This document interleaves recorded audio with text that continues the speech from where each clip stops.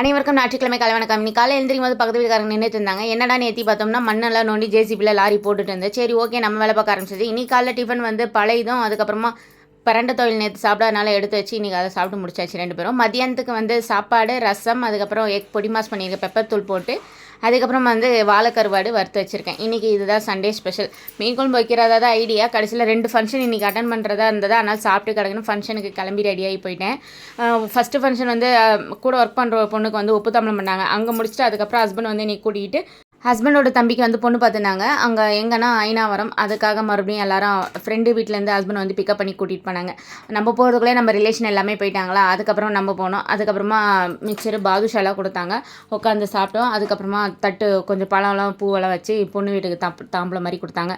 அதுக்கப்புறமா பெரியவங்களாம் உட்காந்து கொஞ்ச நேரம் பேசிட்டு இருந்தேன். அதுக்கப்புறம் அவங்க கொடுத்த தாம்பளத்தை வாங்கி நம்மளும் வீட்டுக்கு கிளம்பியாச்சு. இன்றைக்கி இதான் ஸ்பெஷல். என்னோட வீடியோ பிடிச்சிருக்கோம் நினைக்கிறேன். மறக்காம சப்ஸ்கிரைப் பண்ணி சப்போர்ட் பண்ணுங்கள் ஃப்ரெண்ட்ஸ். பை.